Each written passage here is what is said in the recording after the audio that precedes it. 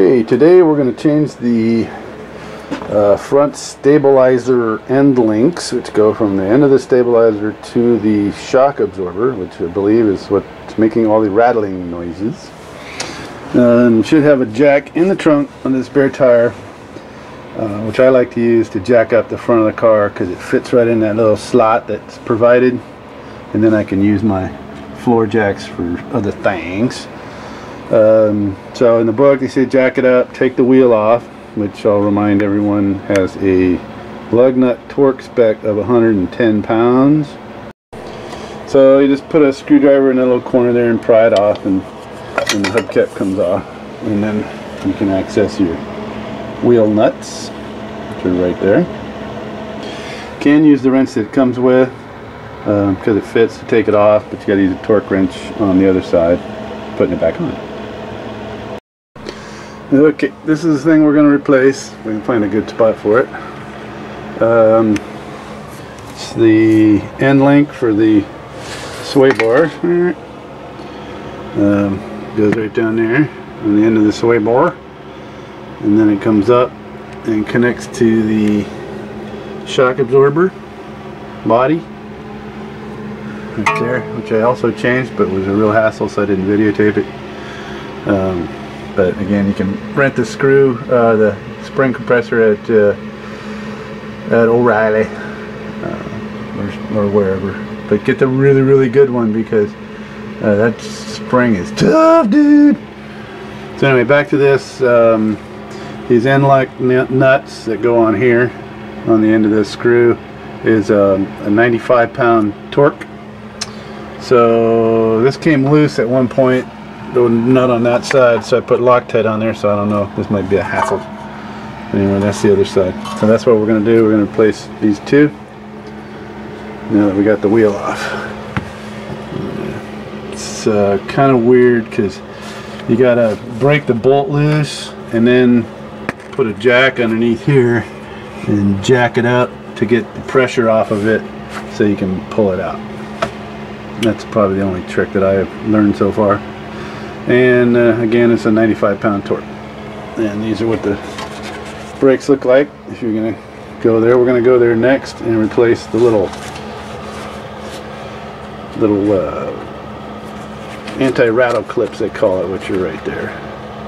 Let's see if I can zoom in on that. Hello. Anyway, it's those little metal dealies sticking out there. That's what we're going to replace after we do this. Sway bar end links. Okay, let's get to it. So I'm going to try to break these loose with a torque wrench after I spray some bolt grease on it. Whatever. Alright, trick number one for getting that top bolt off, which I put Loctite on, connected to the shock absorber. I put a jack stand underneath the end of the torque wrench, so it has a downward support so it doesn't slip off the nut and screw that up. So that worked out real well, just putting a jack stand underneath the torque wrench. Okay, so I got that end link bolt off the bottom using a torque wrench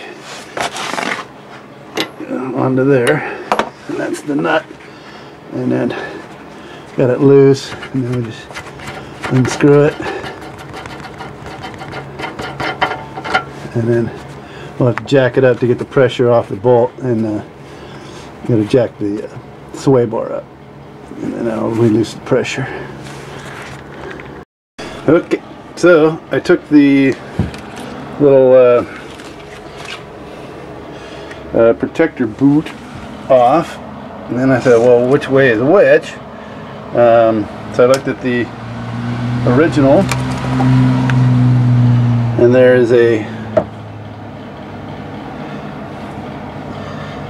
really very little ability to tell what's on that, but on the new one, the top one, or non-booted, has a more rounded washer, whereas the one down here I'll take this off, hang on. The booted one has a more flat washer, and the top piece has a more rounded off washer, which you can tell when you're holding it. Okay, there you go on that. Okay, so I take the new one, drop it in there, like that, going the right way hopefully. Put that one in going like that, and you're in. Then put the bolts back on. They're nuts.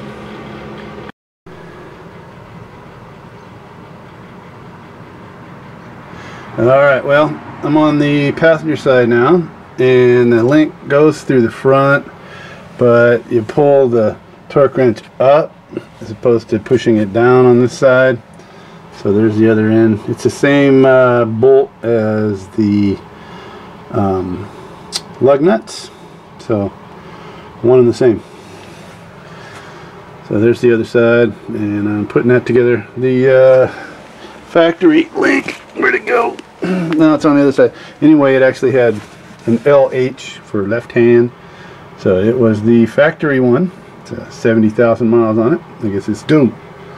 So anyway, this is the passenger side, and again, it's pull up to make this one come loose.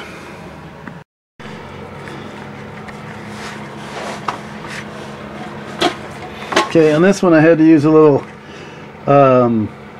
jack pressure on the stabilizer link because the little thing was spinning. So I jacked up the car using the link, and that was enough jam pressure to break it loose. So there's a trick there.